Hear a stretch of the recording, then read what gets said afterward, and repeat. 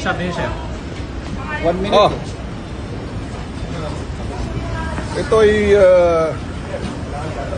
ay panggigipit to, pang-ahas, pananakot sa ating mga taong mamamayan. Nagpapahayag ng damdamin sa matinding korupsyon sa bayan natin. Bakit po kayo nakaganyan? Inaresto ko dahil may kaso ako na inciting sedition. So hinaharap natin to. So, kaso na ito. Okay, shout out sa ating mga subscriber na nandito pa hanggang ngayon. Maraming salamat sa inyong sa inyohan, yung suporta ninyo na nagpaiwan ho kayo. Kasi sa totoo lang, ang daming umalis sa aking YouTube channel. Kaya isa rin yun sa dahilan na nawala rin ako ng gana. Parang titingin ako sa aking mga sa aking analytics na grabe, backlash talaga. Sobrang di ko alam kung anong dahilan.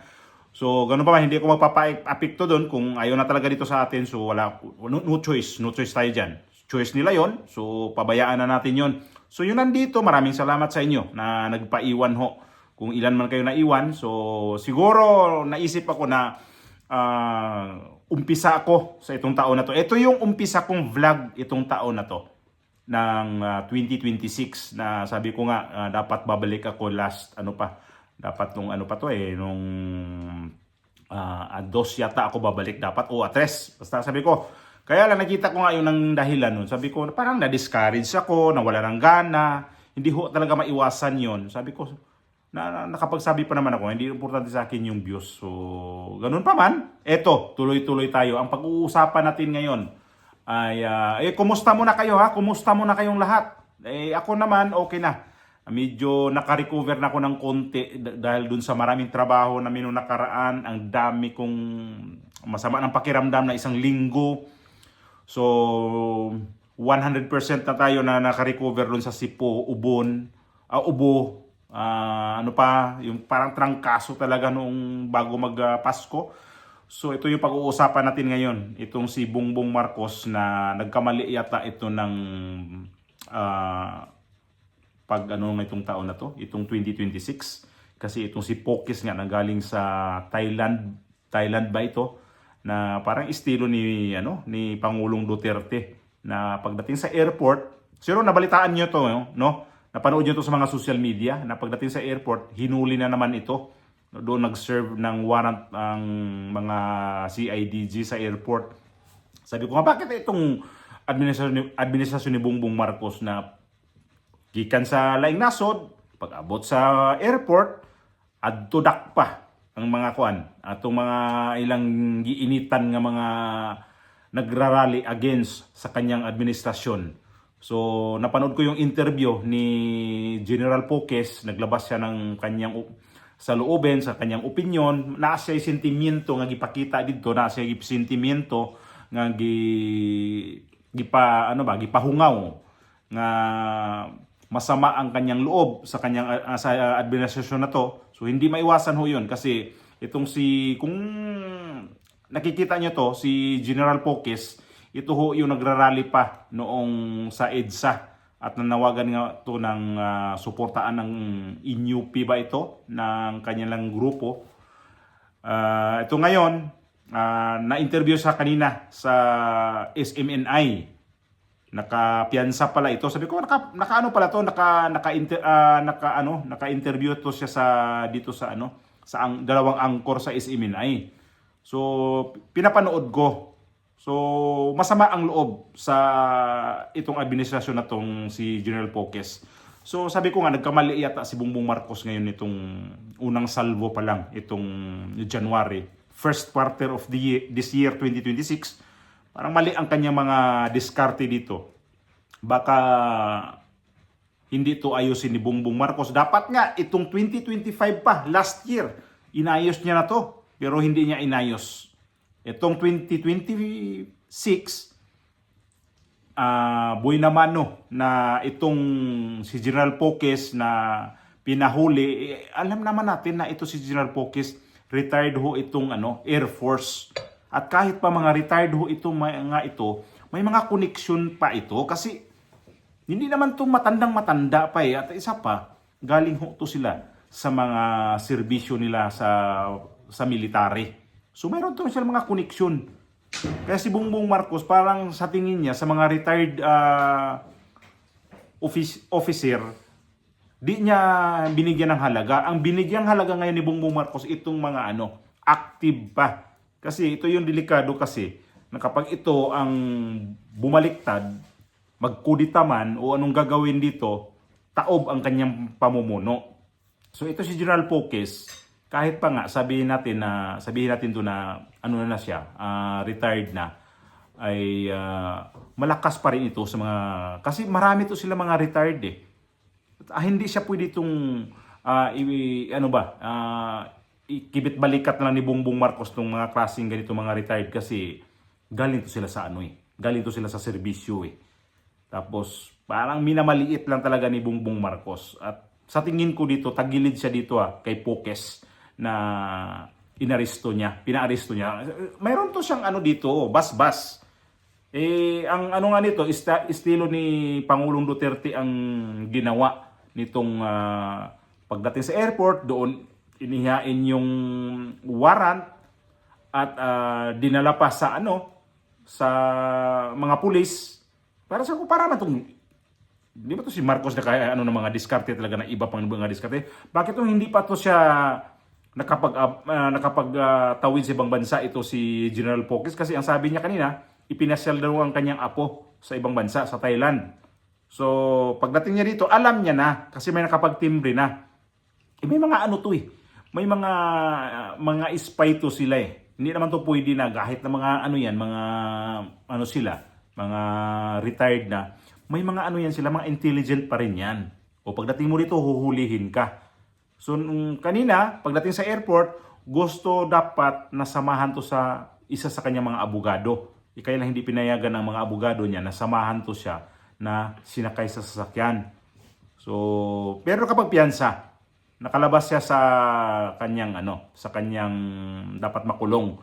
So, ang nga niya, kung alam niya talaga na kung may warrant na siya, susurrender na siya para hindi naman daw ganun ang sasapitin pa niya na siguro di na siya pusasan. Kanina nakapusas na siya eh. Paglabas ng terminal, naghihintay ng sasakyan para kay Poques kung saan niya pinakita na siya'y nakaposas. So, isa pa, ang pag-usapan natin itong bata na babae, na estudyante pala ito, na nasawing palad din to sa inkwentro sa mga NPA at saka itong mga pulis din, mga military sa Mindoro. At ito ngayon ang doble dagok ni Bongbong Marcos kasi itong mga makakaliwang grupo sila ni Franz Castro, si Raul Manuel, itong si Sindanya, grabe, nagbanta na kay Bongbong Marcos na isiwalat nila ang kanilang napag-usapan. Hindi natin alam kung ano yung napag-usapan. Palagay ko ito yung, sa akin lang to ito yung impeachment nung nakaraang taon na may kapalit yung pagpirma nila doon sa impeachment ni VP Sara. So ito na ngayon, ilalabas itong baho ni Bongbong Marcos dito sa makakaliwang grupo kasi ginamit lang ni Bongbong Marcos itong mga miyembro ng mga NPA na nandyan ngayon sa House of Representatives. Ginamit niya yan para mapatalsik o para maidiin itong si VP Sara. At ito na ngayon, lahat ng mga dyan, yung isa pa dyan, yung kulot, yung Ku ang apelyido, isa yan galit na galit din. Si Risa Hontiveros galit din. Sino pa? Basta lahat ng mga kaliwang grupo galit sa administrasyon ni Bongbong Marcos. At dalawang grupo itong galit sa administrasyon ni Bongbong Marcos ngayon. Itong grupo ni General Poques at saka itong mga makakaliwang grupo. So, kung hindi mag-ayos si Bongbong Marcos nito, ewan ko lang kung matapos niya itong 2026. Kasi ang daming mga prediction itong nangyayari ngayon sa gobyernong ito na kung hindi abot sa 2026 ito, may hindi magandang mangyayari talaga. Itong first quarter pa lang.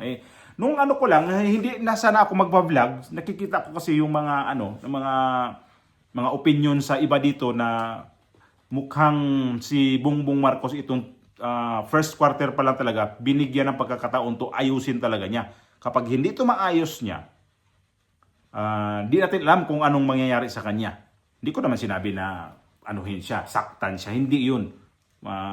Baka mamaya mag-alsa itong mga tao ngayon kasi ang dami kasi niyang pangako na hindi talaga niya tinupad. At ito na ngayon yung mga makakaliwang grupo, galit na ito sila ni pinamunuan ito ni Franz Castro. Galit na. At isiwalat daw nila yung pinag-usapan nila. At paano kaya to?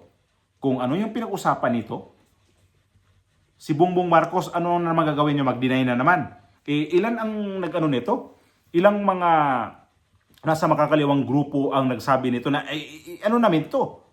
I-jag-jag naman ng mga pinag-usapan na nato nung nakaraang taon. So, kagaya to sa mangyayari dapat itong taon na to na impeachment na naman itong susunod na buwan. So palagay ko ito yung gawin na naman ng bala ni Bongbong Marcos itong impeachment naman ni VP Sara. Ganito siya ang gagawin ni Bongbong Marcos ngayon, ginagamit niya itong mga makakaliwang grupo para dagdag sa kanyang puwersa. Nagkamali siya. Kasi nga, itong nangyari ngayon na estudyanteng batang babae na nasawi pa, galit na galit itong mga makakaliwang grupo. Kasi nga daw, dapat yung pinag-usapan nila na wala na yung ganyan na susugurin ang mga kasamahan nila, ginawa pa rin sa gobyerno. Ngayon, nangyari yan. Di naman yan ganyan noong panahon pa ni Pangulong Duterte. Ito ngayon nangyari na naman to kay Bongbong Marcos, gawa nito sa kanyang ambisyon na patahimikin ang mga Duterte. So ito na yung mga karma na unti-unti nang bumabalik sa kanya. So pang-apat na taon ni Bongbong Marcos ngayon, palagay ko critical ang kanyang panunungkulan dito kasi hindi ho to biro. Itong ginawa niya dito sa mga retired general at itong mga makakaliwang grupo nagsanib puwersa. Sa bagay malabo to na magsama. Kaya lang ang kanyang tinitingnan dito ngayon kung sino ang kanyang babandayan kasi itong mga makakaliwang grupo ngayon talagang gagalaw ito pati itong mga retired general. So mahirap to kalabanin sa gobyerno kasi dalawang grupo tapos nagiging kalaban ito. So bantay-bantayan natin to itong bago EDSA anniversary kasi mukhang may mangyayaring hindi maganda sa Pilipinas. Magiging gulo pa rin itong 2026. Sabi ko, hindi pa nang to pabayaan tong Pilipinas na na manahimik. Kaya lang kung nandyan talagang presidente na to na hindi talaga marunong magdala sa kanyang sa kanyang panunungkulan, hindi mananahimik ang Pilipinas. So patuloy pa rin itong tatamaan pa rin itong Pilipinas ngayon sa kamalasan. Ito na, nag-umpisa na. Kasi itong mangyari ngayon sa makakaliwang grupo, itong mga NPA na yan, yan? Aatakihin nila itong gobyerno na to. Pati ito mga kagrupo ni Pokis. Aatakihin nila yan. So, ang panunungkulan ni ngayon ni Bongbong Marcos, critical ito. Ewan ko lang kung sa kanyang mga adviser kung ano ang sasabihin dito.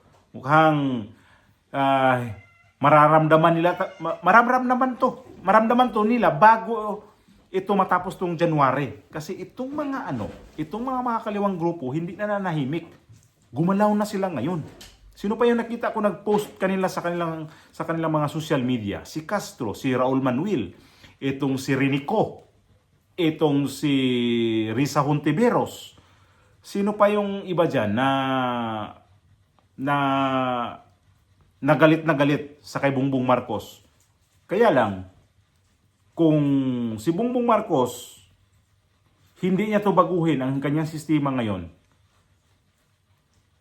gugulo ang Pilipinas. Magulo na nga to. Kasi maghahain na naman ang impeachment. Sinong tatamaan dito? Mga ordinaryong tao. Ito pa ang kanyang haharapin ngayong problema. Kasi talagang hindi ho ito basta-basta ang kanyang haharapin itong taon na to. Critical ang kanyang ang kanyang haharapin itong susunod na mga araw. Naramdaman ko na to na mahihirapan talaga siya na tapusin itong 2026.